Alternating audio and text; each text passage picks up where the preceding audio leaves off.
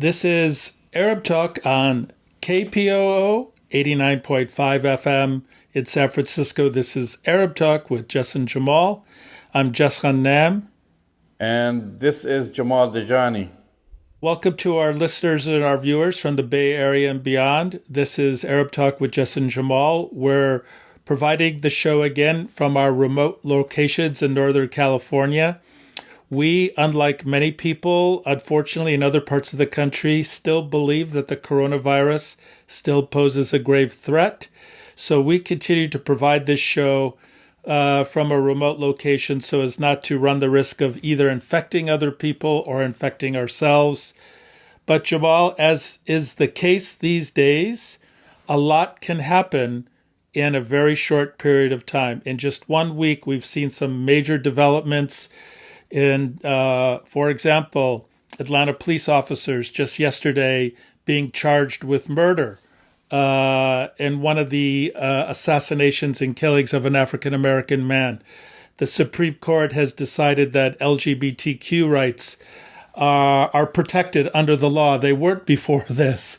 And then we had the Supreme Court today issue a ruling which is really pretty significant, protecting dreamers, kind of ruling against the Trump administration's attempt to take away protections of the dreamers.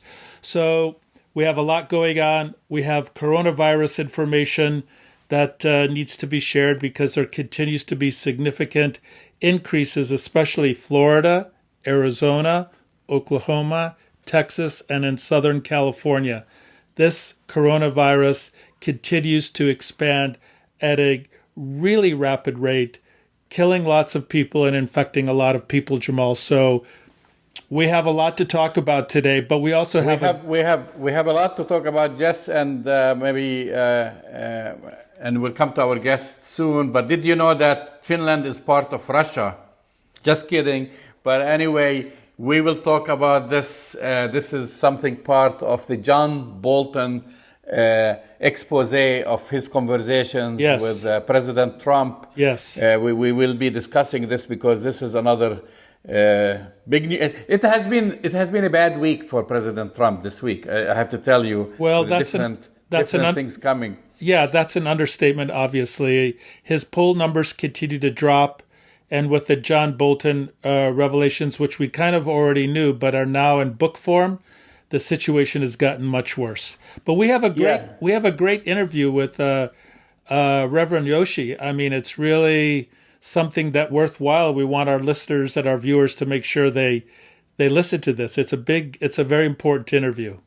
Yeah, and it's very important just because, as you know, you and I know Reverend Michael Yoshi for many years, and he's retiring at the end of this month. But Reverend Yoshi has been active in civil rights. He's a humanitarian.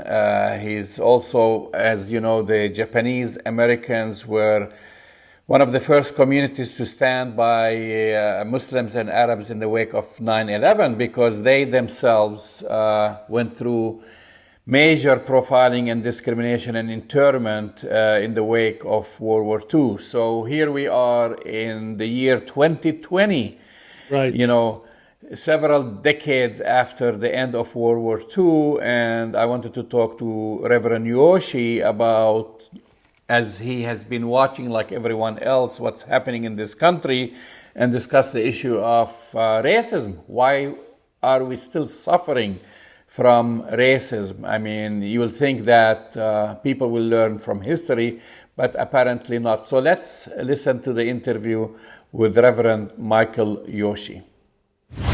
Joining us from his shelter in place in Alameda, California, Reverend Michael Yoshi. Reverend Yoshi is a pastor of the Buena Vista United Methodist Church in Alameda, California. The church was founded in 1898 to minister to only arriving immigrants from Japan, and for many years was a center of activity for the Japanese American Christian community in Alameda. And Reverend, you're no stranger to all the changes and about race relations. The Japanese American community has gone through internment, and I'm sure many of the survivors, you've met with many of the survivors of these horrific times, and of course the Japanese American community, including yourself, stood with Muslim Americans in the wake of 9/11 attacks and the profiling that happened afterwards. And now you're witnessing, I mean, this country is going through another crisis. The killing of George Floyd and other African American men, and then we're seeing people demonstrating. Are we just like going backward when it comes to civil rights in this country? I mean, you'll think like with those experiences that you've witnessed that we've learned something from history. Well, I absolutely feel that in some sense we're going backwards. I mean, there have been gains, obviously, in civil rights throughout time. But I really point to Obama's election as being the start of a kind of rising anti-Black sentiment that we're now seeing more come to the surface. Because if you remember, when Obama was elected, there were concerted efforts to get him out of office right away. There were efforts to kill him, to assassinate him. And I think him getting elected spurred on the latent white supremacy in this country that has always been here. It's just that it had been under the surface in times where it was not politically correct to be an avowed racist. And I think we saw that happen during Obama's tenure. Organizing was going on to try to get him out of office, and there was organizing going on to fuel the racist sentiments that have always been part of this country and continue to be now. I think it's just coming more to the surface because of the person who's in the White House right now, who's using it to his advantage. He used it to his advantage to get elected, and he's using it to his advantage now to create that divide and build his own base for his own reelection. Yeah, you're absolutely right. I mean, I've heard this argument actually that this is like now it's not like racism has disappeared; it stayed latent, and then with the election of Obama, it kind of brought it out to the surface, and now with the election of Trump, people feel, the racists basically feel empowered to do what they have been doing. So you also, I mean, you're a great supporter to the Palestinian cause, and I know, in 2009, your church, Buena Vista, launched a partnership with the Palestinian village of Wadi Fukin, located in the West Bank, just southwest of Bethlehem, and you've taken delegations there. And you've witnessed what's happening on the ground. Of course, the biggest visible thing is Israel's apartheid wall and the apartheid conditions. So there is a parallel. I don't know if you notice this parallel to what's happening now. For Palestinians, it's very easy to feel sympathetic and in solidarity with African Americans in this country, because the tactics, for example, that the police has been using, the putting the knee on the neck, that's just a common practice of the Israeli occupation army. The shooting of demonstrators with rubber bullets, the tear gas canisters, it's all something that Palestinians have seen. What did you draw from this when you traveled back and forth, when you saw with your own eyes what was happening on the ground? I mean, in terms of what's happening here, or? Yeah, with what's happening today. Yeah, I think to me, and those who have been supporters of Palestinian freedom for years see obviously the parallels going on in this country today with the Black community. And unfortunately, what's been happening to Palestinians is not being reported by our mainstream media, as well as you well know. And so mainstream folks do not see what's really taking place in Palestine. And, the kinds of killings that have taken place with George Floyd and others which have been sort of routine to the Black community, and they've known it, and many others who remain nameless because they were not reported or recorded in the Black community. People know that that's taking place, and now it's coming out more to the surface, primarily because of the massive protests taking place, and the fact that mainstream media is covering it in ways that is bringing it to the surface. I think in parallel, the kinds of things that have happened to Palestinians over the years and routine killings of Palestinians as well are not known to the American public. And I think that's part of the effort of those of us who are based in the U.S., our efforts to try to tell that story or help Palestinians tell the story where we have those relationships here in our communities and make sure that their stories are being heard and listened to as well, because the parallels are so striking in many respects and have a deep sense of systemic history, in both contexts. Now, with your community bringing it back to Alameda and the greater Bay Area, where basically the Japanese American community and your basically parish, many of them have experience, or at least they are the children or the grandchildren of those who have been interned during World War II. And what experience do they bring to the equation now? And what discussions are you having, especially with the elders who have suffered under racism and profiling in this country? And now, fast forward, we are in 2020. I mean, we're talking about World War II, and now we are in 2020, and we're still seeing racism. We're seeing, I mean, your church is in Alameda. You have Oakland nearby. You have diverse communities. You have African Americans living near you, and then we're witnessing it all over again in a different way. Mm-hmm. Well, one of the things, I've been at the congregation, I'm going to be retiring at the end of this month, and I've been there since 1988 as a solo pastor. And when I came there, it was a handful of the first generation immigrants, and then primarily a core of the second generation, we call Nisei, second generation Japanese Americans, who were all interned, mass incarceration during World War II. Sadly to say, fast forward to 2020, most of those folks have passed away. There are I can count them on one hand, those that are the second generation that remain alive in their 90s now. And so that historical memory is kind of passing with the people who passed on. And then our congregation has become more Pan-Asian and multicultural. And so the remnants of the folks from the Japanese American experience are, say, those folks who were born in the camp or were children in the camp or born afterwards, a subsequent generation. I think many of the Japanese Americans in the congregation carry a strong sense of that legacy. And we've seen that emerge in the Japanese American community broadly in this country, probably since the election of our current president, because he had been using the Japanese American incarceration as an excuse to possibly round up Muslims and Arabs. You well know. I've kind of spoken to your class about that. And I think we've seen a resurgence of Japanese Americans of a new generation taking interest in their history to understand why they need to be in solidarity with others.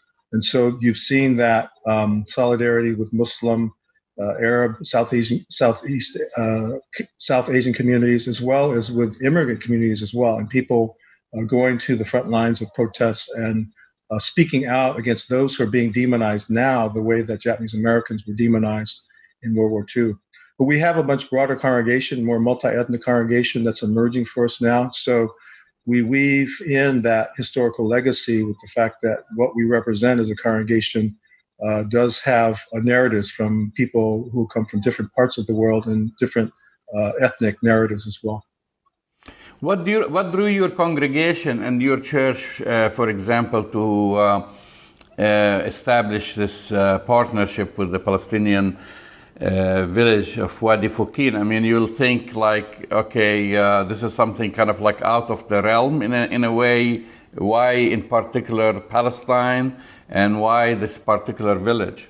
That I had visited the village in 2006 and had some relationships with people there. But the initiative to start ministry with Palestinians really came from one of my members, who was chairing our social justice committee, and he had taken a visit to Palestine in 2007. And actually, it was a very spiritual experience for him as a Christian leader in our congregation, because he had put his hand right there at the grotto in the Church of Nativity in Bethlehem, where it said that Jesus was born. And he had an epiphany that we are called to work with Palestinians. And he came back and shared it with our committee.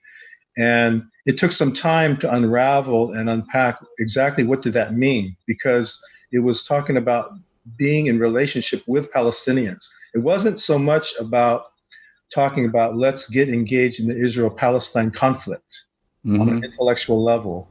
It was about let's be in relationship with Palestinians. And so just like in World War II, when Japanese Americans were incarcerated, there were people who were in relationship with Japanese Americans behind barbed wire, and they formed relationships with them. It was similar to that, I think, in terms of that vision. And then the Methodist Church has a relationship in the West Bank and in Gaza, and we have a liaison to the West Bank who we brought out for a consultation to ask her what might be the best way for us to be in relationship with Palestinians in a ministry that comes from our congregation. And she knew the village of Wadi Fukin and knew that I knew people there, and said, why don't we start with this simple partnership with the people there, because there are some issues and needs that they can have support from you on, and then you can build mutuality and learn from them about the larger issues. And that's how that started.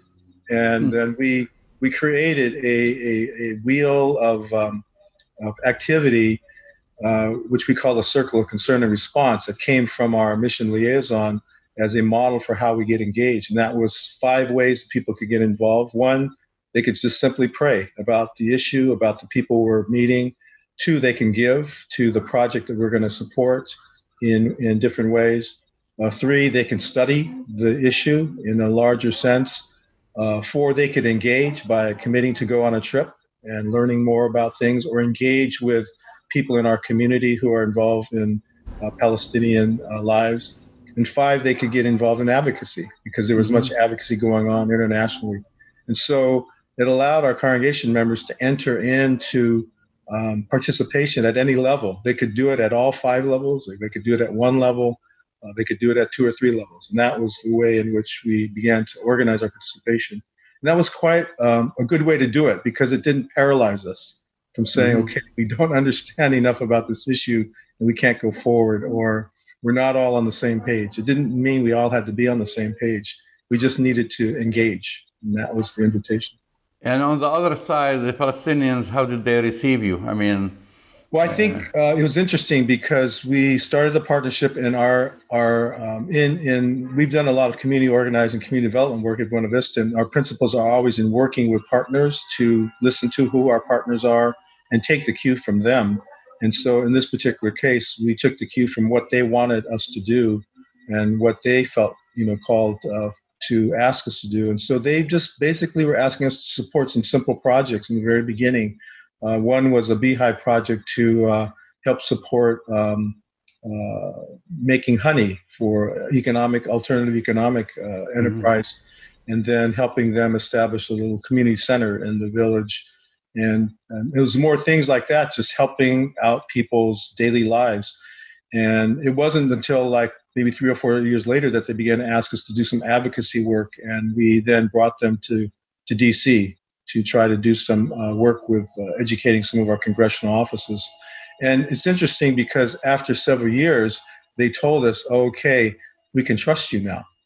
And what it said to us is that they were testing us to see if we were really serious about what we were doing and what we said we're going to do. Because they said they've had many people come to the village and say they're going to do this and that, and they never hear from them again. And so they didn't want people to be disappointed. But also they wanted to see if they could trust us also. They are a primarily Muslim village. We are United Methodist Church. There was being Christian that they needed to figure out the trust for us. And then also being Americans, they had to figure out that trust for us as well. Well, I've known you for many years, and I know your work, and I know where your heart is, and you're a humanitarian at large. Aside from your work, you've been very vocal. You also work closely with Ahmed our program at San Francisco State University, one of the early advocates. And now you've mentioned you're retiring, and you've been a busy bee, talking about bees throughout your life. What are you going to do with all that free time? Well, I just had a grandson. He's about 20 months old now. I'm going to spend some time with him, and then I'm just going to spend some time reflecting, and I'll still be in ministry. I still have strong faith, and there's plenty to do, but I'll just be able to take some time away from everything, at least for the next half a year or so, before I re-engage in different things. There are many, many things that have been on my plate, and there'll be things to come for sure. Well, Reverend, I want to thank you. I want to thank you for all your work. I want to thank you for your friendship. I want to thank you basically for all these years that you've been helping also Palestinian Americans in the United States, and also, of course, Palestinians abroad, and standing for justice. I know you're not going to quit. I know after, I want you to have a very relaxing break, but I know you're going to be active. And again, I want to thank you for coming on Arab Talk, and hopefully we'll have you soon. Thank you, Joel. It's been my pleasure, and we'll see you soon. That was the voice of Reverend Michael Yoshii, human rights activist, social rights activist, racial justice activist here in the Bay Area, Jamal. He's been one of the leaders in the Bay Area for decades, now retiring, but his voice remains powerful, it remains clear, and I just wish more people could actually listen to Reverend Yoshii. His voice of clarity really speaks volumes for what we're going through right now. That's right. And so he reflects, of course, in the interview about what's happening today in this country. And if we talk about different communities who suffered in this country, of course, the natives in this country, the African Americans who suffered under slavery and still suffer even 400 years afterwards, Asians, all different immigrants, of course, Japanese Americans, that whole concept of the othering. This is what it is. It continues today. But he also talks about his relationship, getting to know the Arab American community in the Bay Area, and especially Palestinian Americans, and taking basically his congregation just to Palestine. And creating this partnership with the community of Wadi Fuqin, and for these people to go there and see with their own eyes basically the Israel's apartheid wall and the conditions that Palestinian villagers come under, and then come back to report here, and then here we are. I mean, for Japanese Americans, especially in the Bay Area and within the congregation of Reverend Yoshii, the connection is very clear, and up to today they still support the community of Wadi Fuqin. Which is really very admirable in his church in Alameda, the Buena Vista Presbyterian Church of Alameda. Well, Michael Yoshii, Jamal, as you know, was one of the few people. Not only did he stand with us after 9/11 with rising Islamophobia and Arab and Muslim kind of hate that was going on. This is a man who's been committed to justice in Palestine for decades before it was fashionable. So this is, to hear his words resonate today, great to hear, but you could tell from the way he was talking about it, we're still talking about this 10, 20, 30, 40 years later. Some of these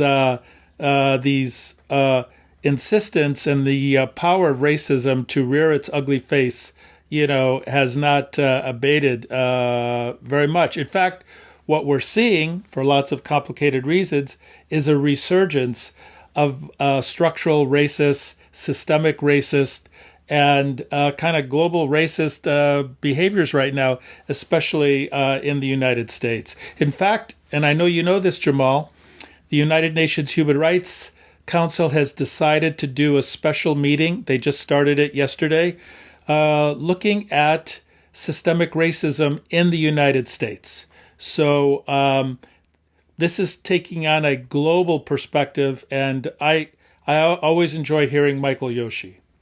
Yes, and I forgot also to mention his support for the creation of Ahmed at San Francisco State University from day one, and he's still very active with friends of Ahmed, and I've hosted him in my class a few times. So we're going to shift some gears just because we have a lot to talk about, and this bombshell, which we all knew, and listen, we are no fans of John Bolton. I hope you confirm this with me, right? No, listen. One thing that we need to be clear before we start talking about the excerpts from John Bolton's book In the Room That Had Happened, we should be very clear. John Bolton is a hawk. He was actively involved in the destruction of multiple countries in the Arab world and in the Middle East. He's a deep supporter of the apartheid state of Israel, and has always been. And one of the biggest, I think, character flaws of John Bolton, notwithstanding his immorality in relation to justice, is that where was John Bolton during the impeachment hearings? And now we're getting these revelations, which are not new, but bring us a lot more detail, obviously. But at a time when the impeachment process was going on in the Congress, where we needed to hear voices of reason and independent confirmation, he gave us a very lame excuse that he would only come if he was subpoenaed. And of course, the Republicans blocked any attempt to get him to testify. So, yes, it's good to hear the details of what he's saying, but from my perspective, he remains morally bankrupt as a human being and as a person because he waited so long. Yeah, absolutely. I mean, he refused to testify. I think that's the most important thing. You have always these people like Johnny Come Lately, I should call him. They always wait and well, he wanted to sell books. He wanted to sell books. He wants to. By the way, his book, even though it has not been released, only limited copies have been distributed, has already vaulted to Amazon's bestseller list. So you could imagine the thirst and the hunger to purchase this book. And Trump, we should add that he tried his best, his darnest, and he was scrambling like crazy, trying to stop the book, threatening a lawsuit. Well, Which, by the way, I don't want to get into this also because I don't know if we'll have the time, but also Trump's niece is also releasing a book about the family affairs, and he's threatening to sue her because she signed an NDA. What a great family, Jess. They just sign NDAs amongst each other. Right. You know. So anyway, in this book, which I haven't had a copy, so I have to say, I've been searching through different people who have had a copy and look at different excerpts. So just as a disclosure, we probably will talk about it in more details. We haven't had the chance, you and I, to read the book. We've had some excerpts of the book. So of course, in the book, and we can go through the different excerpts, I put them aside. One of the biggest ones was, of course, the first one. Trump asked Chinese President Xi Jinping for help in getting reelected, and this is based on a conversation that happened between Trump and the Chinese president at the June 2019 G20 meeting in Osaka, Japan, where Trump, according to Bolton, told President Xi that Midwestern farmers were key to his re-election in November 2020, and he urged him to help him out by buying American agricultural products, linking a promise to waive some tariffs on China. You know, like Trump has been always like bragging about imposing tariffs on China. Now he's making this deal to basically to waive tariffs on China. In exchange, Trump, and this is a quote, Trump stressed the importance of farmers and increased Chinese purchases of soybeans and wheat in the electoral outcome. I mean, point blank. Buy this from us, no tariffs, I get elected. We call that a quid pro quo. We call that obstruction of justice. We call that illegal. And we also call that, Jamal, even what John Bolton said, a foundation for the basis of impeachment. So one of the things that John Bolton said, Jamal, this is just one of many examples that he is going to give in his book, that using the Ukraine quid pro quo as the basis for impeachment, this is much worse. I know, but let's stay with China, because I have it categorized. Oh, okay. On China, continuing, Trump had no problem with China's concentration camps. So, with Uyghurs, right. Yeah. So Bolton described on several instances, not once, did Trump waffle on China-related issues after his conversation with Xi. Notably on the mass concentration camps Beijing was using to imprison and re-educate, that's the word, Uyghur Muslims. Bolton writes that according to the U.S. interpreter in the room during a conversation between Xi and Trump at the G20 meeting in June 2019, that Trump said that Xi should go ahead, he gave him the green light, with building the camps, which Trump thought was exactly the right thing to do. He was like encouraging, like as if the Chinese president need encouragement. He was encouraging him and saying, go ahead. And then Bolton adds that Trump didn't want the sanction on China for their crackdown on the Muslim minority because of the ongoing trade negotiations. Religious repressions in China was also not on Trump's agenda. Well, this is really damaging, Jamal, because the Chinese government has, quote, re-educated, which really means imprisoned, tortured, and detained over 1 million Uyghurs in central Western China. This is one of the largest Muslim populations, outside of the Middle East is in China. Many people don't know that. And they essentially arrested and tortured and detained 1 million Uyghurs. And he was willing to sacrifice the brutal treatment of Muslim Chinese Uyghurs in exchange for more favors from Premier Xi Jinping. This is really damaging. And don't you think it's ironic that today the Trump administration decided to impose sanctions on China because of the Uyghurs? So he's doing a little kind of dance to try to get out of this revelation by John Bolton. I'm afraid it's a little bit too late, Jamal. He has been a great advocate for imprisoning and torturing Muslims all over the world, and this is no different. And then you could talk about the Ukraine, of course, again, quid pro quo, and he talks about that, and then he talks about that Trump really didn't like, he never liked sanctions on Russia, Right. Trump told Pompeo to call Lavrov and say some bureaucrat had published the sanctions, a call that may or may not have ever taken. So he was trying to distance himself with any kind of sanction or showing Russia any punitive action will be taken against it with the Ukraine or anything else. Right. Do you have something on your list about Mohammed bin Salman, the Crown Prince of Saudi Arabia? In my mind, that was another kind of major level of detail of revelation about this pattern that Donald Trump has of supporting brutal dictators and trying to get them off the hook, and the whole matter of the brutal murder of Jamal Khashoggi.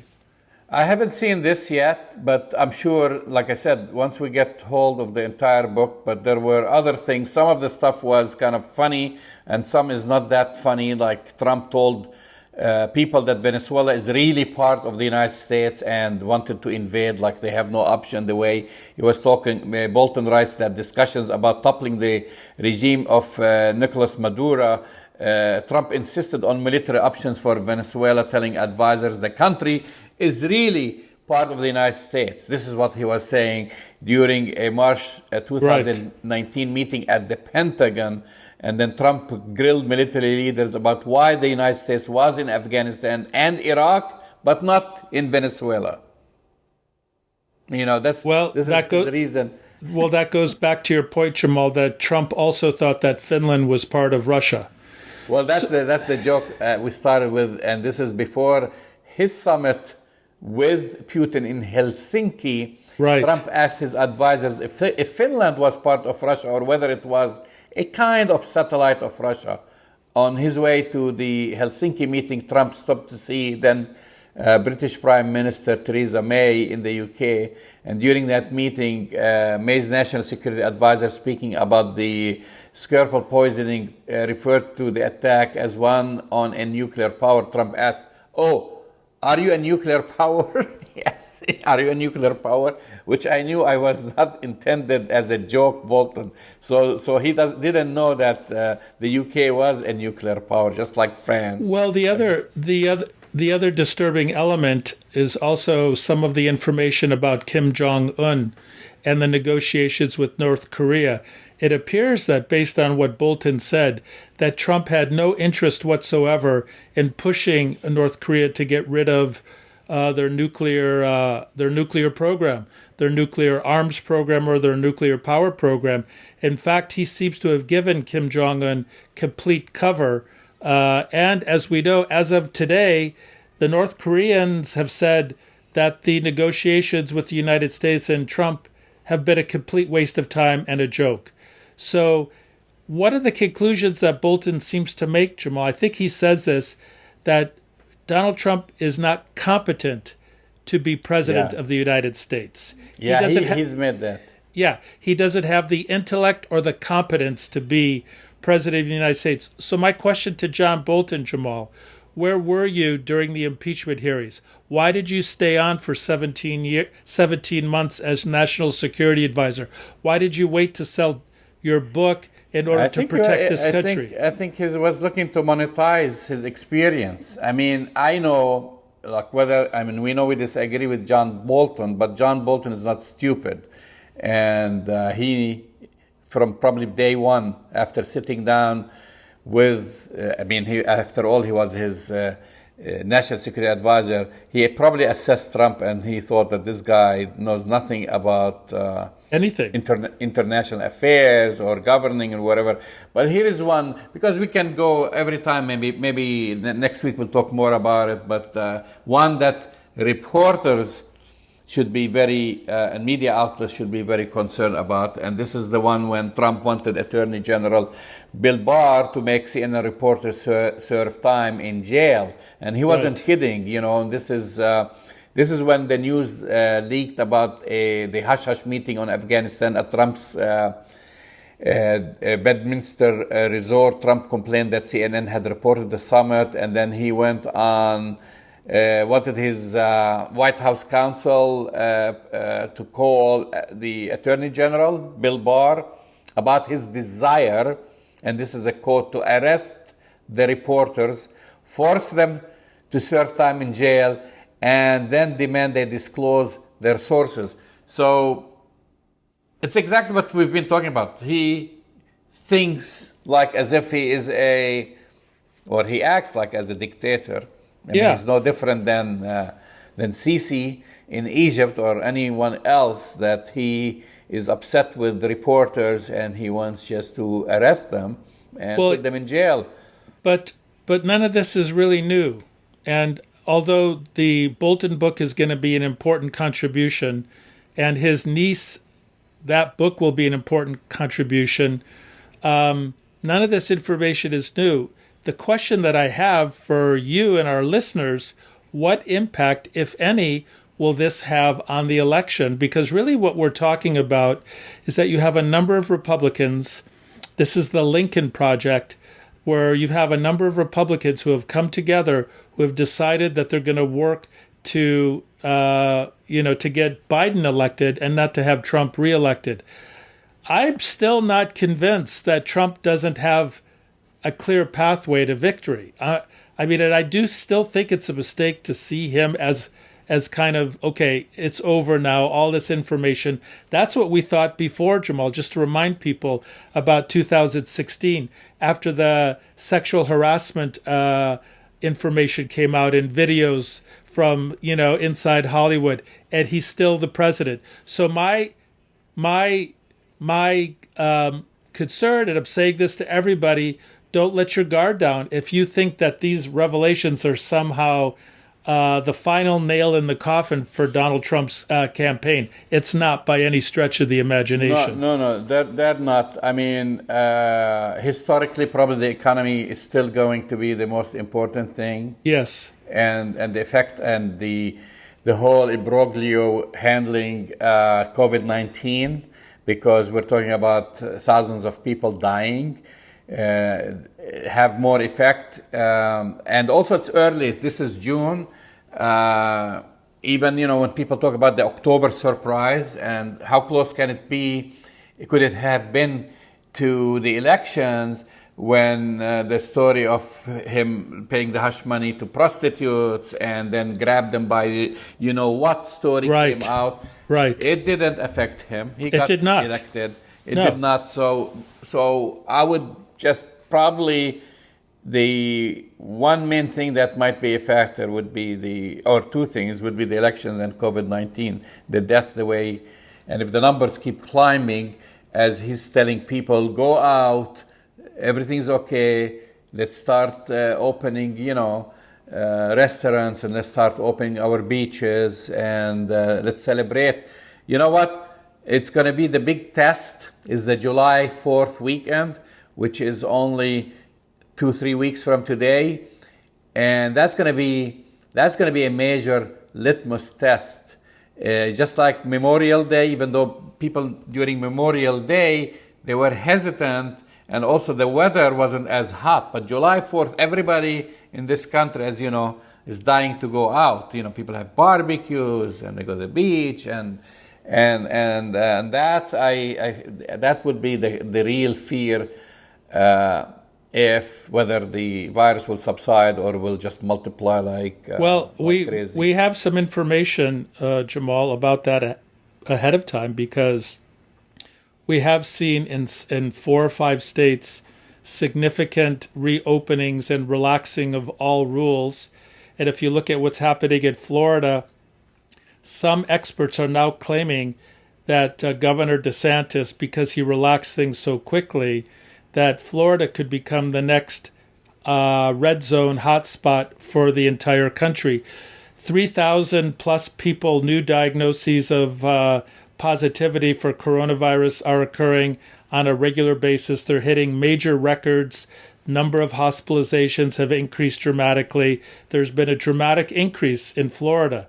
The same thing in Arizona. Arizona had to institute its emergency public health order, Jamal, because so many people are infected and getting sick. The same in Texas, the same in Utah, the same in Oklahoma, specifically in Tulsa, by the way, Jamal, where Donald Trump is scheduled to have the largest indoor rally in the United States since the outbreak of the COVID epidemic, because there's been virtually a ban on all large indoor gatherings in the United States. So this is yet another example of Donald Trump playing fast and loose. And then there is the RNC convention, in Florida, also scheduled. In Jacksonville.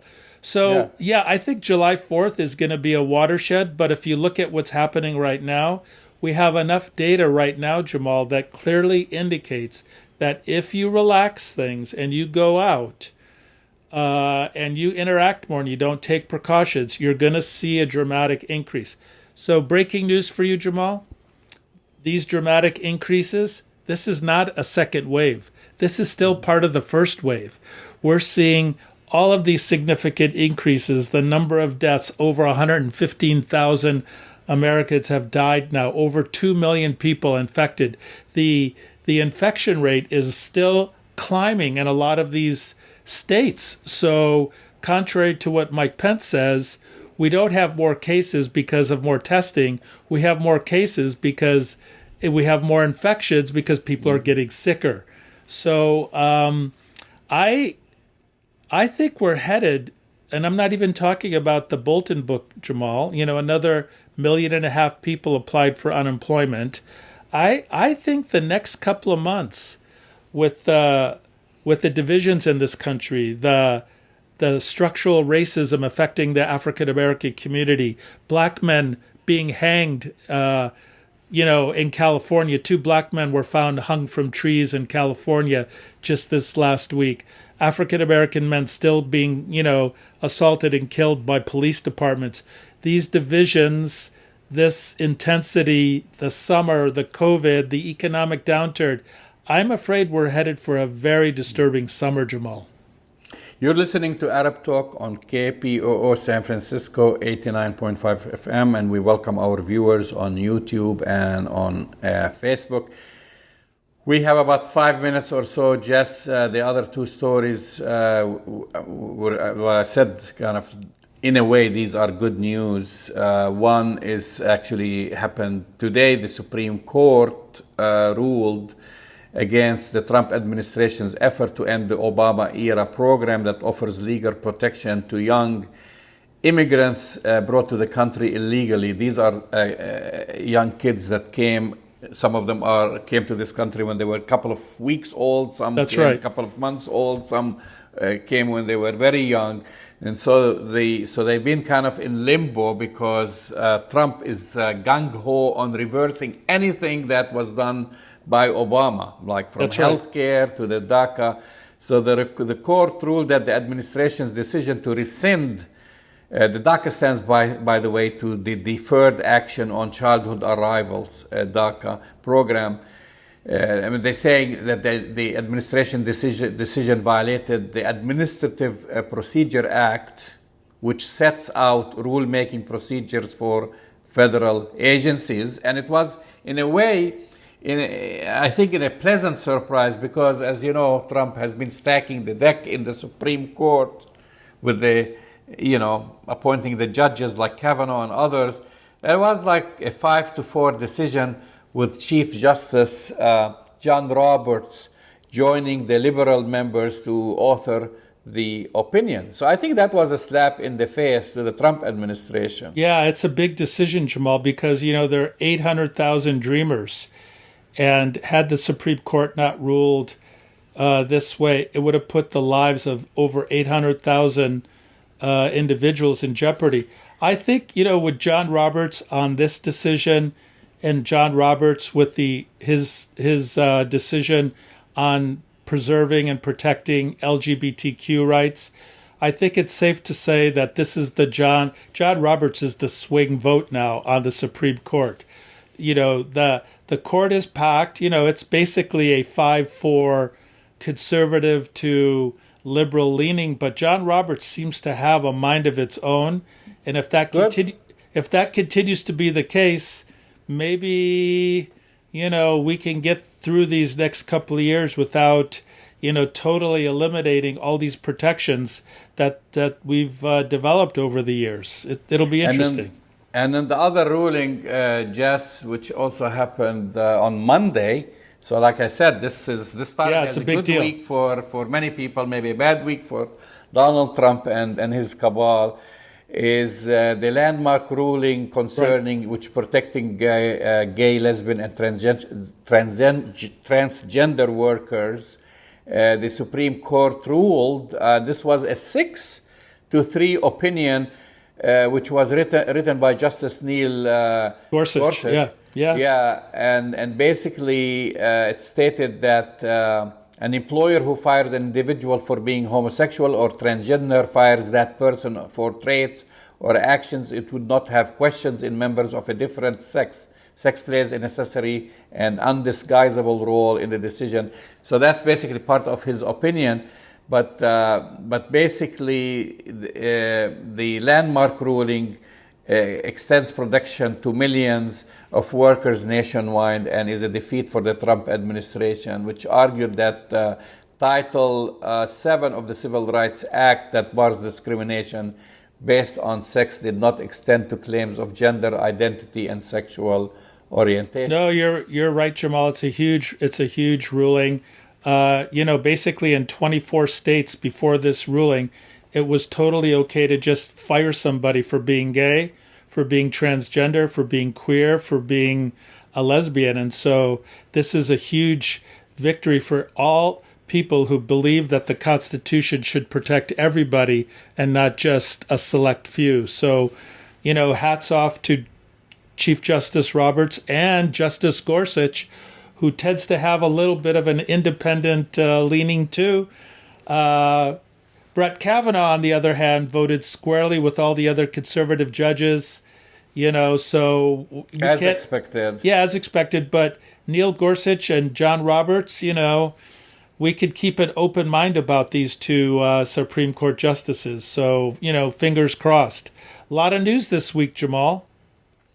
That's right. I mean, I think those two rulings are very important and long, especially with the LGBTQ communities, yes. way overdue, and people who, the young people who have been in limbo because of the DACA, now they can breathe a little bit more freely, because if anyone of them was stopped for a traffic violation, right, could have been deported, and many of them never been to the so-called mother country. They don't speak the language, yes, where they would have been sent to. They have no family members there, so it's that's actually an important ruling. Well, you've been listening to Arab Talk here on KPOO 89.5 FM here in San Francisco. Arab Talk is brought to you from our remote locations in Northern California. Because we're not science deniers, Jamal, we'll continue to produce Arab Talk because we believe in science and we believe that we need to be careful just like everybody else. We hope that you'll continue to follow us. You can go to our website, ArabTalkRadio.com. All of our shows are podcasted. You can go to Jamal's Facebook page, which we always encourage, Jamal Jajani 2. We're broadcasting live there. We're broadcasting on YouTube Live. You can basically find us anywhere, Jamal, but we really appreciate our listeners and our viewers. That's right, and we will talk to you next week, same time, same place.